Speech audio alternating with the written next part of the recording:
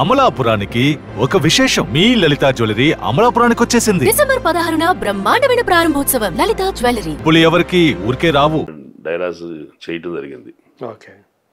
Dialogues చెప్పడంతో ఆయన కూడా నన్ను ఇష్టపడటం, మాట్లాడటం, ఏం చేస్తున్నారు మీరు, ఎంతకన్నా అక్కడే ఏమైపోయారు, ఎక్కడున్నారు అడిగారు ఆయన కూడా. చాలా ఆయన నచ్చితే ఆయన తెగ మనతో ముచ్చటిస్తారండి. ఓకే. ఏం చేసేవాడు కలుపుకొలుతాను చాలా ఉంది. దగ్గరికి రానిస్తారు, దగ్గరికి తీసుకుంటారు, రానిస్తారు కాదు తీసుకుంటారు. ఏం చేసేవాళ్ళు, సంపాదించారా, ఇప్పుడు ఎక్కడ ఉంటున్నారు, రాజీవ్ నగర్లో ఉన్నారు. రాజీవ్ నగర్ ఎక్కడ, బోరబండ తెలుసు మాకు అంటే ఆయన ముచ్చటించటం చాలా చనువు దొరికింది నాకు. ఓకే. నచ్చాను నేను ఆయనకి, నచ్చాను. తర్వాత ఆయన నిజం చెప్పాలంటే మెమరీ గొప్పది. 4 days 5 days మ్యాక్సిమం అఖండ టైంలో అప్పుడప్పుడు ఒక్కొక్క రోజు చొప్పున ఒక 5 రోజులు చేస్తుంటా ఫేస్ టు ఫేస్ ఆయనతోటి, అంతే.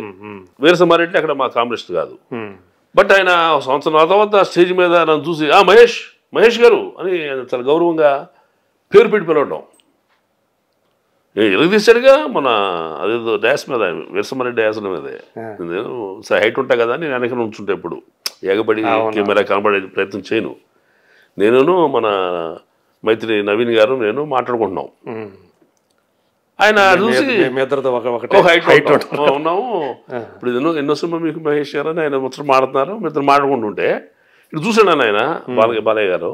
అదో మన మహేష్ గారు పిండేశాడుగా అఖండలో, రా అని చెప్పి పిలిచి సెకండ్ ఇచ్చి ఆ మహేష్ గారని గౌరవంగా పిలవటం అనేది గొప్ప పేరు గుర్తుంచుకొని అంటే అంత ఎంత పరిచయం మా ఇద్దరికి. 5 days పరిచయమే, మోస్ట్లీ 6 days ఏమో ఫేస్ టు ఫేస్, కొన్ని గంటలు అంతే. బట్ ఆయన మనసులో అట్లా ఉన్నా అంటే అది జ్ఞాపకం ఉంచుకొని ఆ కన్సర్న్ పెట్టుకోవడం అనేది అంటే మనం ఆర్టిస్ట్గా నచ్చాము అనేది కొంచెం నాకు నమ్మకం కలిగింది. నేను వ్యక్తిగా ఏమి తప్పు చేసే మనిషిని గాను, లేకపోతే చొరబడి వాళ్ళ ప్రాపకం కోసం వెళ్ళాలని ఎక్కడికి పోను, నా హద్దులే ఉంటాను. వాడు ముచ్చటిస్తే ఆడ ముద్దొస్తే పిలుస్తారు తప్ప మనం ఎగబడితే కాదు కదా అని నేను నా జాగ్రత్తలో ఉంటానండి. కాబట్టి చిరంజీవి గారి దగ్గర అంత గౌరవం ఉంది, బాలయ్య బాబు దగ్గర అంత గౌరవం ఉంది. యంగ్స్టర్స్తో ఎలా ఉండేది? యంగ్స్టర్స్తో చేసి తక్కువ యాక్చువల్గా. యంగ్స్టర్స్ మిగతా సినిమాలన్నీ ఇప్పుడు యంగ్స్టర్స్ అంటే మనం వరుణ్ తేజ గారితో కాంబినేషన్ చేశాం. అంటే ఇది వకీల్ సాబ్ కూడా చేశారు. ఆయన వకీల్ సాబ్లో మన పవన్ కళ్యాణ్ గారు ఉన్నారు, కానీ నేను ఫేస్ టు ఫేస్ మాట్లాడతలేదు. ఫేస్ టు ఫేస్ మాట్లాడే సీన్ ఉన్నప్పుడే కాస్త నిలబడి మేమిద్దరం ప్రైవేట్ టైం ఉంటుంది మాకు, ఆ కెమెరా అడ్జస్ట్మెంట్ టైంలో. గద్దరకొండ గణేష్ టైంలో నా కార్నర్కి సీను వరుణ్ తేజ అని ఉన్నారు, కూర్చున్నారు.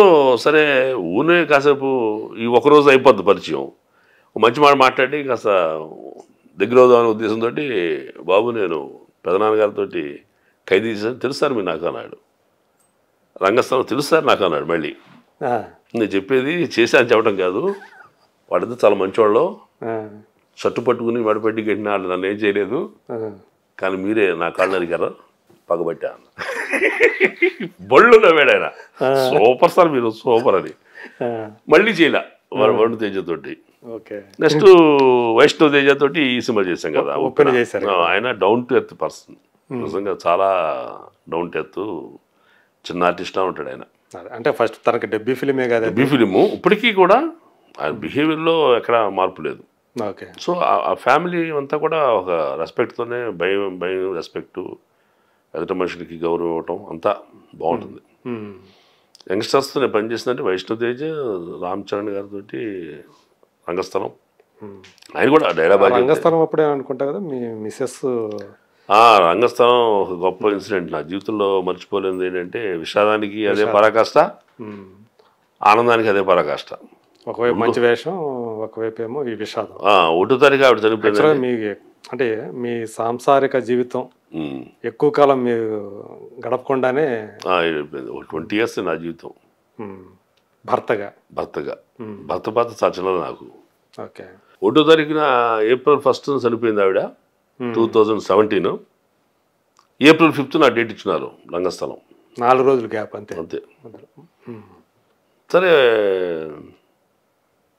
సెకండ్ డే సెలబ్రేట్ చేసాము. థర్డ్ డే విజయవాడ వెళ్ళి కృష్ణ వెళ్ళి గుంటూరు కృష్ణ గోదావరి కలిపి వచ్చాను. వచ్చిన తర్వాత డిస్కషన్ రేపు నైట్ వెళుతున్నా నేను అని.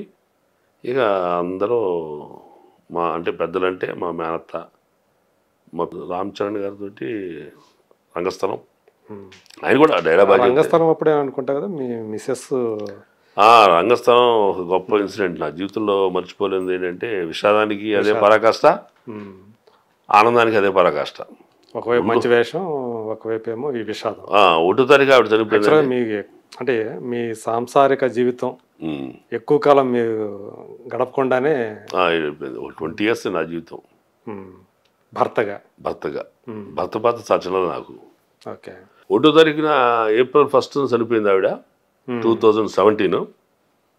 April 5th నా డేట్ ఇచ్చినారు రంగస్థలం. 4 రోజులు గ్యాప్ అంతే. సరే సెకండ్ డే సెరమనీ చేసాము. థర్డ్ డే విజయవాడ వెళ్ళి గుంటూరు కృష్ణా గోదావరి కలిపి వచ్చాను. వచ్చిన తర్వాత డిస్కషన్ రేపు నైట్ వెళుతున్నా నేను అని. ఇక అందరూ అంటే పెద్దలంటే మా మేనత్త, మా పిన్ని గారు, మా అత్తగారు, మా అక్కాయి, మా అన్నాయి, ఇలాగా నన్ను అరే ఊరిని తిట్టగలిగిన వాళ్ళందరూ కూడా వద్దని వారించారు. వెళ్ళకూడదని. వెళ్ళొద్దు, బుద్ధి లేదా నీకు, ఎట్టెళ్తా నువ్వు, కర్మయ్యలోపు పులి మీద దాటొద్దు అంటారో నువ్వేంట్రా అని మా మేత గట్టిగా మందలించే చనువున్న ఆవిడ. బుద్ధి లేదా నీకు, పిచ్చి పట్టింది ఏంటారు నీకు, సినిమా పిచ్చి పట్టింది నీకు, వెళ్తానంటే. నాకు 2 ఆడపిల్లలు. ఇద్దరు ఆడపిల్లలు. ఒకరేమో అనుకుంటా. 2 ఆడపిల్లలు.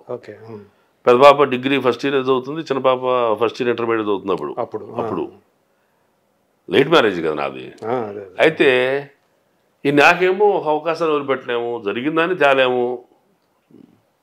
కర్మనే మనం దాన్ని వక్రీకరించి మన దాన్ని ఇచ్చేసేది లేదు, మార్చలేము, విధిని మార్చలేము, అవకాశం వదలలేము.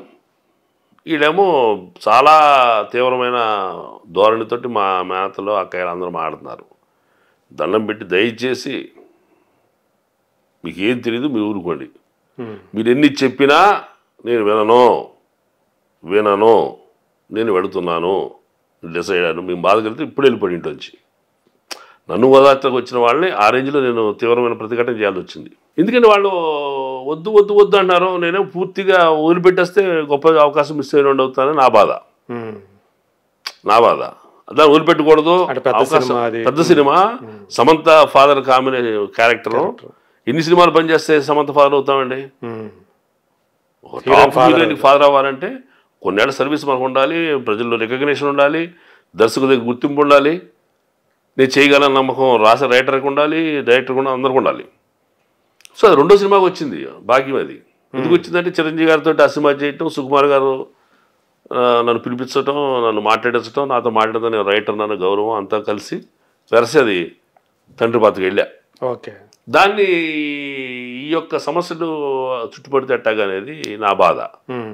నేను ఒకటి చెప్పాను మీకు, రామ్ చరణ్ సమంత గారి కాంబినేషన్ మీకు తెలియదు, మైత్రి మూవీస్ యొక్క వాల్యూస్ మీకు తెలియదు, సుకుమార్ గారు ఎవరో మీకు తెలియదు, ఆయన గొప్పతనం మీకు తెలియదు, సమంత ఫాదర్గా నాకు వచ్చే ఒక ఇమేజ్ మీకు తెలియదు, మీరు చెప్పే పులి బెరదారితే ప్రమాదం విషయం కూడా మీకు తెలియదు.